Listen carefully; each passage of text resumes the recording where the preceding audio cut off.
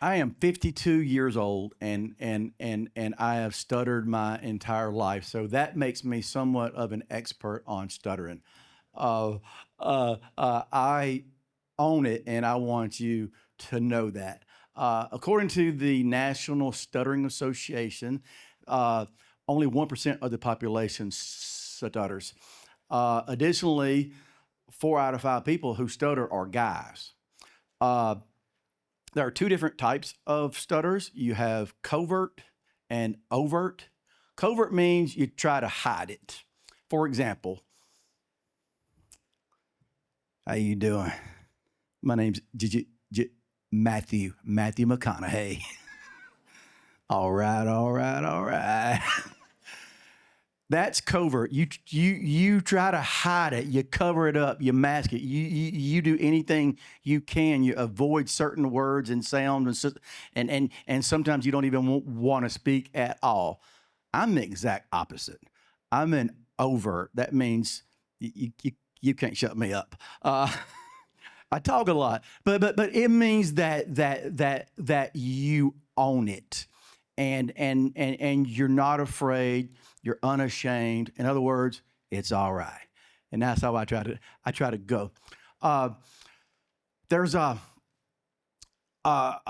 almost any time that I talk to somebody and I feel like I'm about to stutter, then I will tell them that I stutter, and they'll often say, "Well, it's okay." I say, "Well, I know it's okay. I'm just letting you know." So when you let them know, when they know, it can help put everybody at at ease.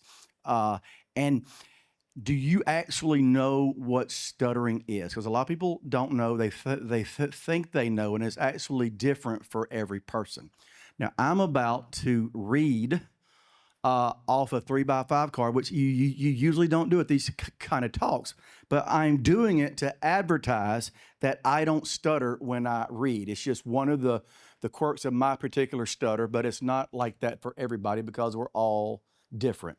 So, according to the Stuttering Foundation, stuttering is a communication disorder in which the flow of speech is broken by repetitions, like this, prolongations like this, or abnormal stoppages of sounds and syllables. There may also be unusual facial and body movements associated with the effort to speak. Stuttering is also called stammering. Now, I wasn't always like this, meaning that I always wasn't as confident as I am now. When I was a kid, my stutter was so much more present, and I couldn't hide it. It was hard. I got picked on every single day. Couldn't hide it.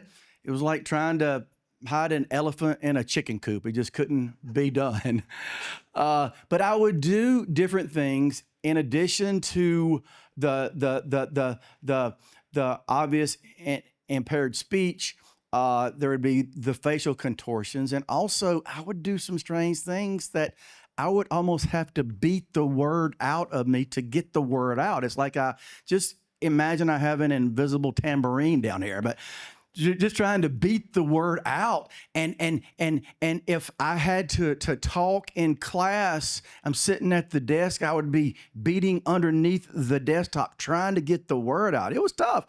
But the hardest part is if I was talking to somebody, I might start slapping them in the arm.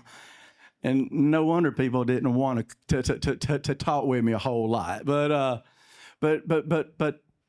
it was tough. But one day, that all changed almost instantly.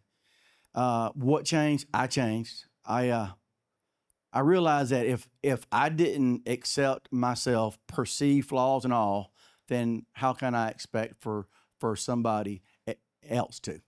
And just immediately things changed. And immediately this heavy burden was lifted off of my shoulders. While stress and anxiety and nervousness might not cause stuttering, it can certainly amplify it. And I wasn't cured of stuttering. There is no cure for stuttering, but the burden was no more. And there was no more stress. There was no more anxiety. There was no more nervousness. And from that point on, I don't remember being picked on a whole lot until years later I joined the Army, and we just pick on each other. If it wasn't the stuttering, it would be something else. Plus, they knew that it didn't bother me because I had great confidence. Uh, uh, Great confidence can get you a long way, and acceptance is a key tool to getting you there. Now, fast forward to today, and I'm a certified leadership speaker. I'm a former Army officer. I'm a clean comedian, a motivational speaker, all this kind of stuff. And a few weeks ago, I was speaking, performing comedy, in fact, at a fundraiser in Ohio. And after the show, this young lady came up to me and she was smiling ear to ear. And her name, let's call her Jamie.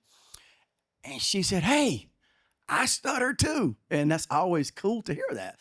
But the thing that really hit me hard, though, was that Jamie was 27 years old and she had never met another person who stutters.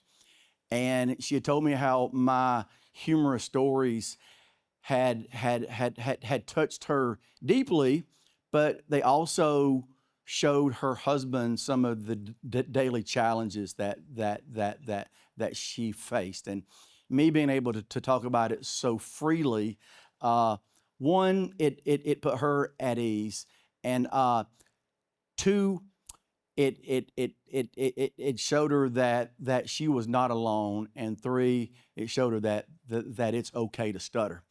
Now, my story is obviously about stuttering, but I believe that acceptance and advertising can really be applicable to any type of challenge that we face. Advertising boosts our confidence and our self-esteem, and it helps us immediately with communication and connection, and that helps us in a whole wide range of areas, including better relationships, more job opportunities, and just a better overall quality of life.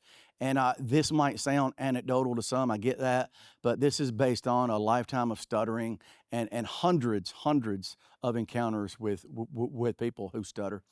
But before we can even begin to take action to reach that full potential, we have to do two things. One, the aforementioned acceptance, and two, we have to reject any and all self-pity.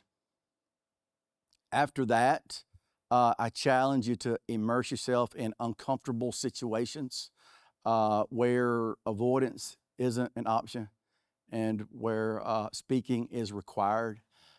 You can't learn to swim until you get in the water. Uh, so things such as going through the drive-through window. Do that. You have to do these things out of your comfort zone. Drive-through window. Talk to a stranger. Call up an old friend. Anything that takes you out of that comfort zone. And when we do this on a daily basis, then your confidence is bound to grow. See, if we are uncomfortable, our audience will be uncomfortable. But if we advertise, then it puts everybody at ease. And as my friends, the professionals at the American Institute for Stuttering say, speak freely and live fearlessly. All right. Thanks.